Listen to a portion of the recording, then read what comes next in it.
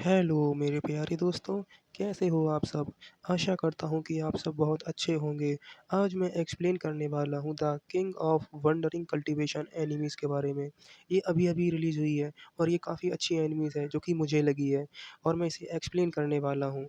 तो आशा करता हूँ कि आप लोग इसे अंत तक देखेंगे और अंत तक देखने के बाद चैनल को सब्सक्राइब और वीडियो को लाइक कर देंगे। इस स्टोरी की शुरुआत में हमें बताया जाता है कि एक अनाथ लड़का जिसका नाम ली होता है, उसे एक तलिस्मान मेकर की स्पिरिट मिल जाती है, जो उसे तलिस्मान बनाना सिखा देती है और बना देती है इस पूरे कॉन्टिनेंट का महान तलिस्मान मेकर।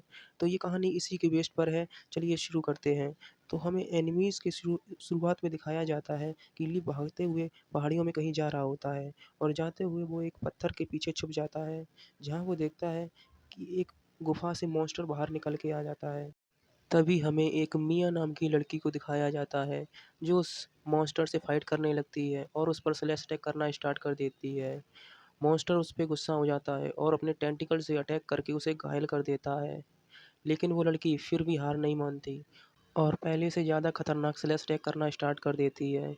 यह देखकर वो मॉन्स्टर भी घबरा जाता है। हमारा सीन शिफ्ट होता है और हमें ली को दिखाया जाता है, जो एक पत्थर को उठा के मॉन्स्टर के मुँह पे मारता है। लेकिन उससे तो मॉन्स्टर को कुछ भी नहीं होता है, बेचारे के अरमानों पर पानी फिर जाता है।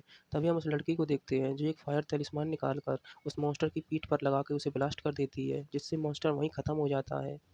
और ली का बैलेंस बिगड़ जाता है, बेचारा मुँह के बल ज़मीन पे गिर जाता है, जिस वजह से उस लड़की को भी पता चल जाता है कि यहाँ कोई है और वो आकर उससे पूछती है कि तुम कौन हो? अब अपना ली तो नाटक करने लगता है। वो उससे कहता है कि तुमने मेरे बच्चे को मार डाला। मैं तुम्हें इसकी सज़ा ज़रूर दूँगा, लेकिन अभी मैं इसे अपने साथ घर ले जा रहा हूँ। लेकिन ये लड़की कहने लगती है कि तुम इसे कहीं नहीं ले जा सकते, ये मेरा शिकार है। तब से फिर से ली नाटक करने लगता है और कहने लगता है कि मैं इसकी माँ हूँ और देखो तुमने इसे मार डाला है, इसके लिए मैं तुमसे कोई हर्जाना भी नहीं माँग रहा, फिर भी तुम मुझे इसे क्यों नहीं ले जाने दे रही हो?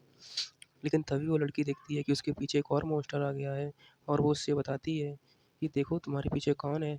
जैसे ही वो ली देखता है उसे, तो वो बहुत ही ज़ोरों से भागने लगता है और वो लड़की एक विंड तलिस्मान को निकालती है और उड़कर यहाँ से चली जाती है। हमारा सीन शिफ्ट होता है और हमें ली को दिखाया जाता है। ली बेचारा तो रुकने का नाम ही नहीं ले रहा था, वो तो दुम दबा के भागे जा रहा था। तभी हम देखते हैं कि वो लड़की जिसका नाम मिया है, वो स्लैश अटैक करने लगती है, जिससे कि कुछ स्लैश अटैक ली को भी लग जाते हैं।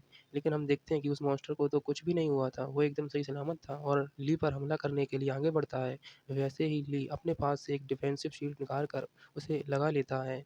तभी हम देखते हैं कि पीछे से वो मिया नाम की लड़की उस पर अटैक करके उस मॉन्स्टर को मार देती है और हम ली को देखते हैं, जो फिर से नाटक करना शुरू कर देता है और वो कहने लगता है कि देखो तुमने मेरे दूसरे बच्चे को भी मार दिया, अब मैं तुम्हें बिल्कुल नहीं छोड़ने वाला।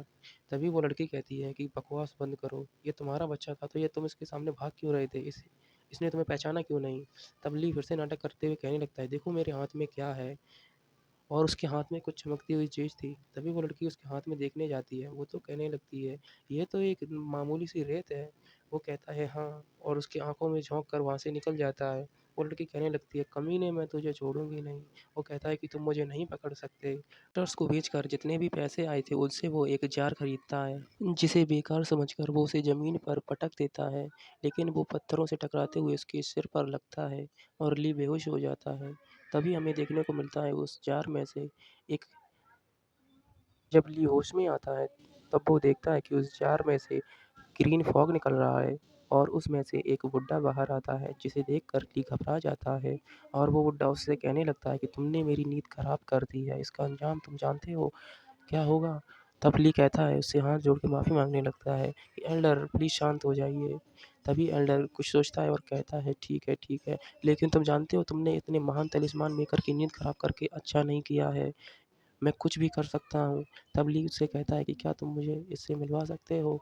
तभी वो एल्डर कहता है ठीक है और ली के सामने उस लड़की को ला के खड़ा कर देता है। वो लड़की उससे जैसे ही हाय बोलती है, ली काफ़ी घबरा जाता है और वो उस बुड्ढे से कहता है कि ये तुम हो? नाटक कर रहे हो मेरे साथ? तभी वो बुड्ढा कहने लगता है कि खबरदार तुमने इस पोर्ट के साथ कुछ भी किया तो ये मेरा घर है और तुम इसे कुछ नहीं कर सकते। तभी वो बुड्ढा मुस्कुराने लगता है और उससे कहता है, मेरे पास आओ, मैं तुम्हें कुछ दिखाता हूँ। जैसे ही ली उसके पास में जाता है, तो वो बुड्ढा उसकी आँखों में ग्रीन फॉग भर देता है और ज़ोर